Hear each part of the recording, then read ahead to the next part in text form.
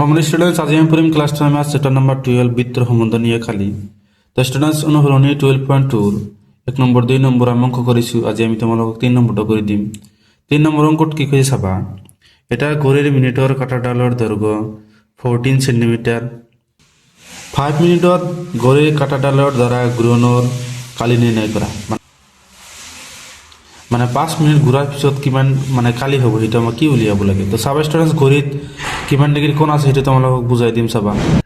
তো স্টুডেন্ট ধৰি লোৱা এইটো কি ঘড়ী, ইয়াত মানে মোৰ কিমান আছে 12, এটা হল 6 3 9, এটা হল 1 2 4 5 7 8 10 11, এটা হল কি 11। তো চাবা স্টুডেন্ট ধৰি লোৱা কি এইটো আমার কি মানে মিনিটের কাটা হয়, এইটো এম দিয়ে দিলু। এটা আমার কি সেকেন্ডের কাটা, ইয়াস। আর এটা ধরি লওয়া কি মানে আওয়ারের কাটা মানে এইচ। কি কইছে কোশ্চেনত কইছে যে তো চাবা স্টুডেন্ট ইয়াত মানে কি এই 12 পৰা মানে এক পাক ঘূৰণ দিলে কিমান হ'ব, কিমান ডিগ্ৰি কোণ কৰে 360 ডিগ্ৰি। তো আমাৰ মিনিটেৰ কাটাৰ কথা কি কইছে 5 মিনিট পিছত 1 2 3 এনেকুৱা মিনিট থাকে। তো 12 পৰা 1 লৈকে আহিলে কিমান 5 মিনিট, 2 লৈ আহিলে 10 মিনিট, 3 লৈ আহিলে 15 মিনিট, এনেকৈ গৈ থাকে।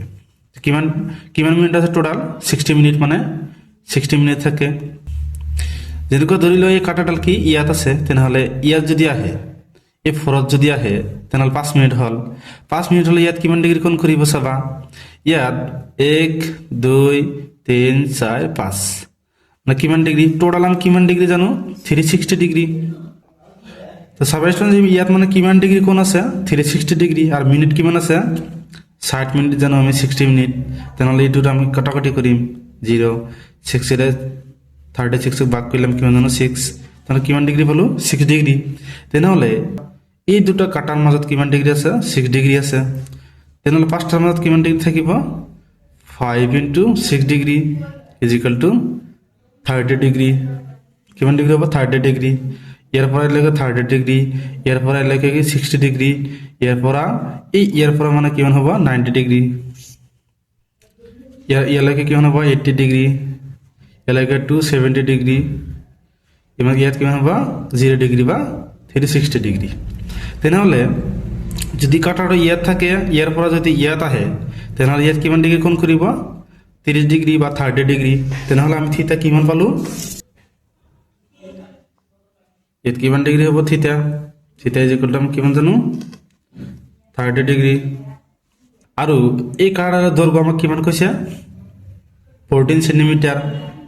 কাটাৰ দৈৰ্ঘ্য আমি কিমান জানো 14 সেন্টিমিটার। তেনেহলে এইটো আমি কি জানিম ব্যাসার্ধ, আর ইজিক্যাল টু আমি কিমান জানো 14 সেন্টিমিটার। তেনেহলে আর পাইছো আৰু থিতা পাইছো। তেনেহলে আমি ইয়াৰ কালি মানে এইখিনির আমি কালি উলিয়াব লাগে, এইখিনির আমাক কি উলিয়াব লাগে কালি, এই কালিটো উলিয়াম চাবা।